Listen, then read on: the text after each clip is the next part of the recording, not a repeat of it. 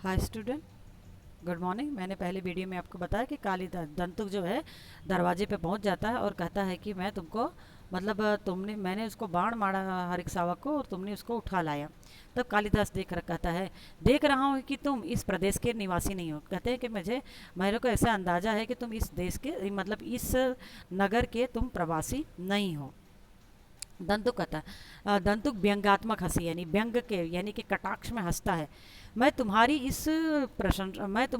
इस दृष्टि के लिए मैं प्रशंसा करता हूँ। मेरी वेशभूषा से आभास यानी इस बात का परिचय है कि मैं यहाँ का निवासी नहीं हूँ। तब कालिदास बोलता है, मैं तुम्हारे वेशभूषा को देखकर नहीं कह रहा हूँ, तो क्या मेरे ललाट की रेखाओं पर देखकर कह रहे हो कि मैं यहाँ के निवासी नहीं हूँ। जान पड़ता है कि चोरी के अतिरिक्त सामुद्रिक भी यानी सामुद्रिक मतलब कि रेखा को पढ़ लेना अभ्यास करते हो।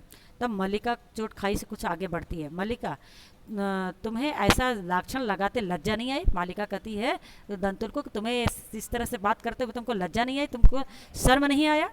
दंतुक, क्षमा चाहता हूँ देवी, परंतु यह हरिशावक जिसे अपने बाहों में लिए हैं, मेरे बाण से यह आहट हुआ, इसलिए यह मेरी संपत्ति है। मेरी संपत्ति मुझे लौटा दो। कालिदास कहता है, इस प्रदेश के हरिक शावक का आखेट नहीं होता है। राजपुरुष बोलता है, ये राजपुरुष, इस हमारे प्रदेश में हिरण के बच्चों को मारा नहीं जाता है, उसे वो नहीं किया जाता है। इसके लिए पर्याप्त है कि तुम यह अपराधी मत समझो। तो राजपुरुष कहता है, तो राजपुरुष दांतुल कहता है कि राजपुरुष को अपराध का निर्णय गांववासी करेंगे कि राजपुरुष ने क्या गलत किया क्या सही किया। ग्रामीण युवक अपराध और न्याय के शब्दार्थ भी नहीं जानते हैं। फिर कालिदास, शब्द और अर्थ राजपुरुषों की संपत्ति है। क्या कहते हैं कि शब्द और जो संपत्ति है, शब्द और संपत्ति है, वह राजपुरुषों की है। हमें यहाँ पर हमारे गांव में हम सब सीधे साधे हैं, यह होता है। दंतुक, समझदार व्यक्ति जान पड़ते हो, फिर भी नहीं जानते कि राजपुरुषों के अधिकार बहुत दूर तक आते हैं। मुझे देर हो रही है, यह हरिशावक मुझे दे दो। कालिदास बताइए, यह हरिशावक इस पार्वत्य भूमि यानी इस पर्वत की भूमि की संपत्ति है। राजपुरुष ये हमारे पर्वत का जो इलाका है, हमारा जंगली इलाका, वन का इलाका है, इसकी संपत्ति है, ये हरि शावक है। मैं तुम्हें कभी यह इस पार्वत्य भूमि के निवासी के सजाती हैं, इसके साथ हम रहते हैं, इसके लिए हम साथ साथ में इसके रहते हैं, इसके लिए इसकी हम सजाती हैं। हम और पशु जो है, हम एक साथ मिलकर एक साथ जीवन यापन करते हैं। तुम यह सोचकर भूल कर रहे हो कि हम इसे तुम्हारे हाथ में सौंप देंगे। मल्लिका इसे अंदर लेकर जाकर तल्प या आस्तरण पर लगा और मल्लिका वहाँ पर जाती है। जब राजपुरुष ऐसा कहता है तो मल्लिका वहाँ से जाती है। अंबिका, तब तक उसकी माँ अंबिका आ जाती। इस घर के तल्प और आस्तर हरिक शावकों के लिए नहीं है। बोले यहाँ के जो हरिक शावक के लिए यह नहीं बना हुआ है, यहाँ पर आदमी व्यक्ति रहते हैं। मल्लिका, तुम देख रही हो? मल्लिका कहती है कि माँ देख रही हो? अंबिका कहती है, हाँ देख रही हूँ, इसलिए तो कह रही हूँ। तल्प और आस्तरण मनुष्य के सोने के लिए है, पशुओं के लिए नहीं। कालिदास, मुझे तो दे दो। मल्लिका, कालिदास बोलता है, अच्छा कोई बात नहीं, इसे मुझे दे दो। दूध का भाजक नीचे रख देता है और बढ़कर हरिशावक को अपनी बाहों में ले लेता है। इसके लिए मेरी बाहें का आस्तरण ही पर्याप्त होगा। क्या कहता है? इसके लिए मेरा बाही यानी कि मेरी जो गोद है, मेरे लैप है, उसके लिए पर्याप्त है। ये जरूरी नहीं है कि ये आस्तरण पे यानी बिस्तर पर सोए, इसे मैं घर ले जाऊंगा। द्वार की ओर जाता है और राजपुरुष दंतुल उसे ले जाते देखता है। तब कालिदास दंतुल कहता है, और राजपुरुष तुम्हें ले जाते हुए हरिशावक को देखता रहेगा। कालिदास, या तो राजपुरुष की रुचि पर निर्भर करता है, देखे या ना देखे। फिर बिना उसकी ओर मुड़े हुए वह देवड़े को पार करता है, हिरक शावक को लेकर निकल जाता है।